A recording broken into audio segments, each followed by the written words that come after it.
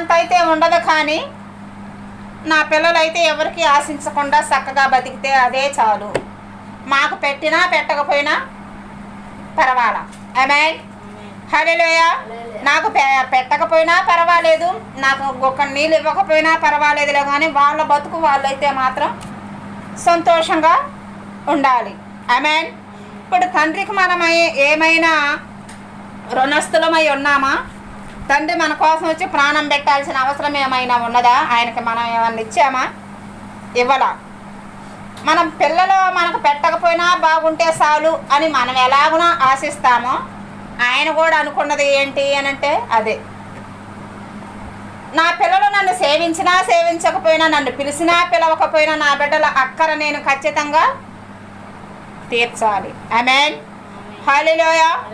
లోకాన్ని ఆయన ఎంతగానో ప్రేమించాడు కదా, 3వ అధ్యాయంలో ఉంటుంది. దాంట్లోనే లోకాన్ని ఎంతగానో ప్రేమించి, లోకం అంతా ఆయన వైపు చూస్తుందా, తండ్రి వైపు చూస్తుందే, నిజమైన తండ్రి ఎవరు అని గ్రహించి ఆలోచించి ఆయన ఎతుకుతుందా అంటే లేదండి.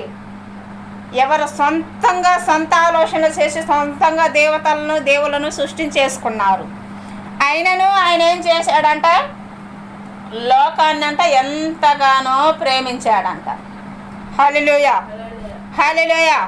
లోకాన్ని ఆయన ఎంతగానో ప్రేమించి ఏం చేశాడు, ఆయన అద్వితీయ కుమారుణ్ణి పంపించాడు. ప్రేమ ఎక్కువయ్యి పంపించాడు. నా బిడ్డలు ఎక్కడ పొడగిపోతారో, నా బిడ్డలు శ్రమ పొందకూడదు, ఆ శ్రమ ఏదో నేనే పడాలి. ఆమేన్.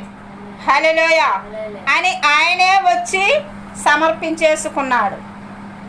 ఆయన ఏంటి అనేది పరిపూర్ణత మనకు తెలిసింది అని అంటే, పరలోకమందున్న తండ్రి ఏంటి అనేది మనకు అర్థమైపోతుంది.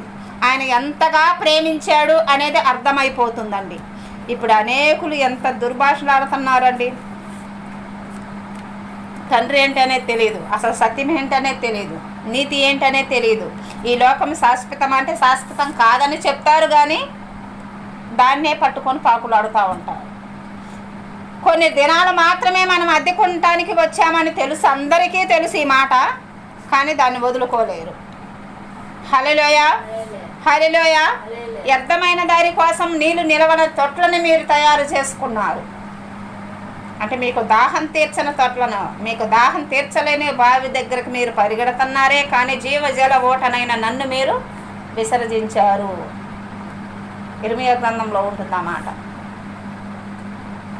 ఇక సత్యమైన దేవుణ్ణే మనం విసర్జించి, ఆయన మనకు సంబంధం లేదు, కులానికి ఒక దేవుడు అన్నట్టుగా కులాల పేరుని చెప్పి దేవుణ్ణి విసర్జించాము అని అంటే, ఇక మీరు ఎన్నాళ్ళున్నా కూడా పరలోకమందున్న తండ్రి పరలోకానికి నేను వెళ్తాను అంటే ఎలా వెళ్ళిపోతారు?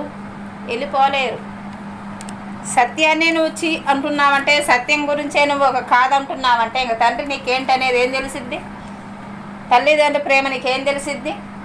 ఆస్తి ఉందని కొంతమంది తల్లిదండ్రులను చూసేవారుగా ఉంటారు. ఆస్తి లేదనుకో, ఇక ప్రేమ లేదు, ఏం లేదు, తల్లి లేదు, తండ్రి లేరు, పిల్లలు లేరు. అలా ఉంది మానవుడు ఆలోచన విధానం. హల్లెలూయా. హల్లెలూయా. అపోస్తల కార్యం 4వ అధ్యాయం 12వ వచనం.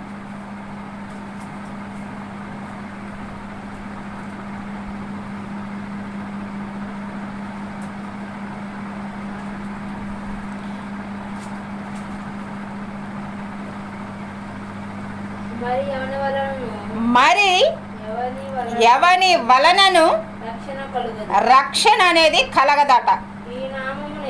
ఈ నామముననే మనము రక్షణ పొందవలను, కానీ ఆకాశము కింద మనుషులలో ఇయ్యబడిన మరి ఏ నామమున రక్షణ పొందలేము. హల్లెలూయా. ఏ నామము గురించి మనం ఎన్ని రకాల నామాలు పెట్టుకున్నా, ఆకాశము కింద ఉన్న ఏ నామము నిమిత్తము కూడా నీకు నాకు రక్షణ అనేది లేదు. హల్లెలూయా. హల్లెలూయా. ఏ రక్షణ నీకు రక్షణ ఉన్నది, నీకు రక్షణ కావాలి అనంటే ఆ రక్షణ ఎక్కడ దొరుకును అనంటే యేసుక్రీస్తు నామము మాత్రమే నిన్ను రక్షించగలదు. ఆమేన్. ఎందుకంటే బలియాగమైంది ఆయన మాత్రమే కనుక. హల్లెలూయా, హల్లెలూయా.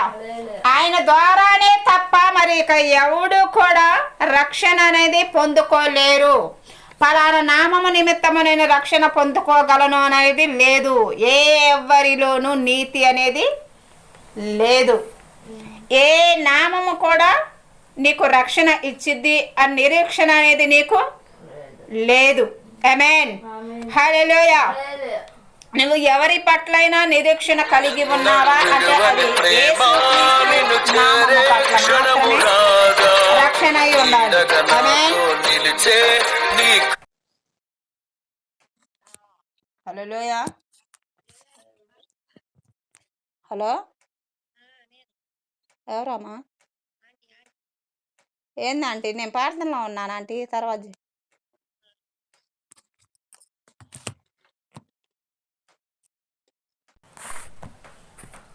హల్లెలూయా.